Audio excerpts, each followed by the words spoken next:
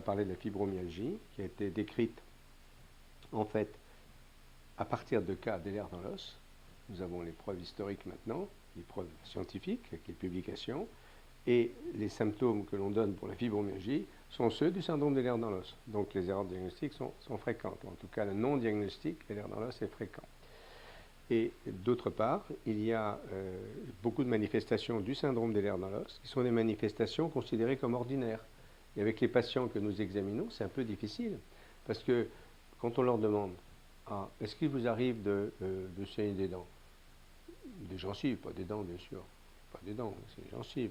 « Est-ce que ça vous arrive ?» Non, enfin comme tout le monde. Tout le monde, il pense que tout le monde saigne des gencives, c'est pas vrai. Et puis d'autres, c'est les problèmes de constipation. Alors, l'histoire classique, c'est, je rencontre de temps en temps, c'est la jeune fille qui a 17-18 ans, qui vient avec sa maman, parce qu'on suspecte un syndrome des nerfs dans l'os, et je lui demande, est-ce que vous êtes constipé? Elle me dit non. Et je lui demande tous les combien vous allez à la selle, elle me dit tous les 15 jours. Sa maman bondit, mais c'est pas possible.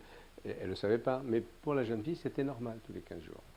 Donc on s'inscrit une norme, parce que c'est une maladie, on en reparlera, c'est une maladie héréditaire qui existe dès la naissance. Les difficultés existent dès la petite enfance, dès qu'on est né en fait, même avant. Et de ce fait, les manifestations de cette maladie, on s'y habitue, on considère que c'est normal. C'est normal aussi, disent certaines, et ça fait mal d'entendre ça, certaines femmes qui racontent qu'enfants, même les enfants le disent aussi, parce que les paroles se débloquent, se libèrent. Et justement, ces femmes qui racontent que quand elles étaient petites filles, elles avaient tellement mal quand elles couraient, elles pensaient que c'était normal, que toutes les autres petites filles avaient mal aussi. Mais elles envoyaient la douleur, elles projetaient la douleur, ça s'appelle l'hypnose, elles projettent la douleur sur un garçon, et la douleur diminuait ou disparaissait. Et parce qu'ils pensent que c'est normal d'avoir mal. Ils pensent que c'est normal d'être constipé. Ils pensent que tout est normal.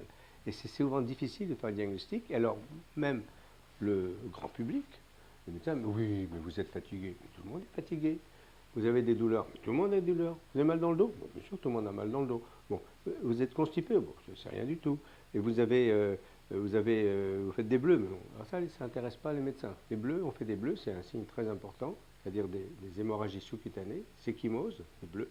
Et non, on ne fait pas trop attention. Bon, oui, c'est parce qu'il se cogne, parce qu'il bouge. Oui, et c'est un signe important du syndrome, c'est un signe de fragilité des petits vaisseaux. Et ça peut être grave, parce qu'on peut faire des saignements importants. Voilà. Donc les symptômes sont quelquefois confondus avec ce qui est ordinaire. C'est vrai qu'il y a la fatigue, c'est le trouble du sommeil. C'est banal, vous comprenez, tout est comme ça, mais c'est pas vrai.